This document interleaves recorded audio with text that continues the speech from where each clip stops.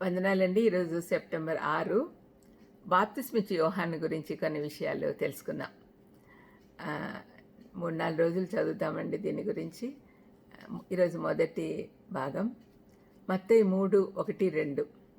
ఆ దినముల యందు బాప్తిస్మిచ్చి యోహాను వచ్చి పరలోక రాజ్యం సమీపించి ఉన్నది, మారుమనసు పొందుడని యూదయ అరణ్యంలో ప్రకటించుచుండెను. బాప్తిస్మిచ్చి యోహాను యూదయ కొండ ప్రాంతంలో ఒక దైవిక గృహంలో వృద్ధ తల్లిదండ్రుల బిడ్డగా జన్మించాడు. యాజక గృహానికి చెందినవాడు. తల్లిదండ్రులు ఇద్దరు కూడా లేవి తెగకు చెందినవారు. యోహాను పుట్టినప్పుడు అతని తల్లిదండ్రులు జకర్యా, ఎలిజబెత్లు ముసలివారు కాబట్టి అతను శక్తివంతమైన ప్రవక్తగా రావడం చూసి ఉండకపోవచ్చు. అలాగైతే ఆయన స్నేహితులు మరియు కుటుంబ సభ్యులచే సంరక్షింపబడి ఉండాలి. మరియు ఆ ప్రారంభ సంవత్సరాలలో యెరూషలేం సందడి నుండి కొంత దూరంగా ఉన్న గ్రామీణ పరిసరాల యొక్క ప్రశాంత వాతావరణంలో పెరిగి ఉంటాడు.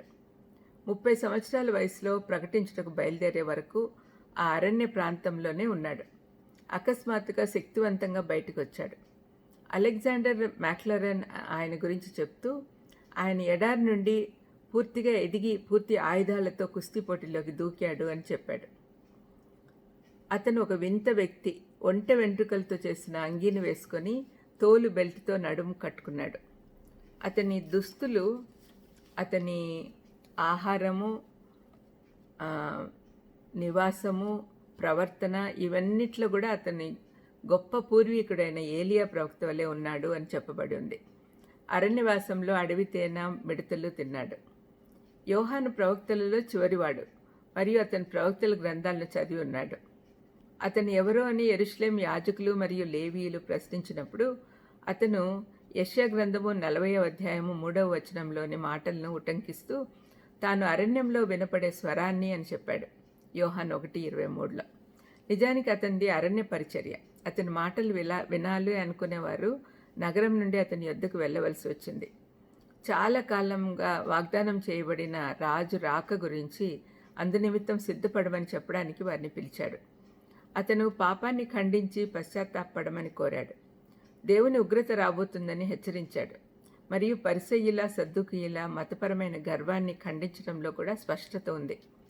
యోర్దాను నదిలో పశ్చాత్తాపడిన వారికి బాప్తిసం ఇచ్చేవాడు కాబట్టి ఆయనను బాప్తిస్మిచ్చి యోహాను అని పిలిచారు. వారు పాపాలను ఒప్పుకొని నీటిలో మునిగి శుద్ధి పొందేవారు. యోహాను ప్రజలకు రాబోయే రాజును గురించి చెప్తూ ఆయన పరిశుద్ధాత్మతోనూ అగ్నితోనూ బాప్తిసం ఇస్తాడని చెప్పాడు. పెంతెకొస్తు రోజున పరిశుద్ధాత్మ ఆశీర్వాదాలు వచ్చాయని మరియు రాబోయే భయంకరమైన తీర్పు దినాన అగ్నితో బాప్తిసం ఇవ్వబడుతుందని చెప్పాడు. యోహాను మెస్సయ్య రాక కొరకు ప్రజలను సిద్ధపరుస్తూ వచ్చాడు. రారాజుకు దూతగా ఎంపిక చేయడం ధన్యతగా యోహాను భావించాడు. ప్రార్థన చేసుకుందాం. దయామేడ యేసునాయన, బాప్తిస్మిచ్చి యోహాను తనకు అప్పచెప్పిన పని తండ్రి చాలా బాధ్యతతో చేశాడు నాయన. మరి ఆ విధంగానే మీ ప్రణాళికలో మా బాధ్యత ఏంటో మేము తెలుసుకొని మేము కూడా నమ్మకస్తులుగా ఉండేటట్టు చేయమని యేసుక్రీస్తు నామమున వేడుకొంచున్నాను తండ్రి.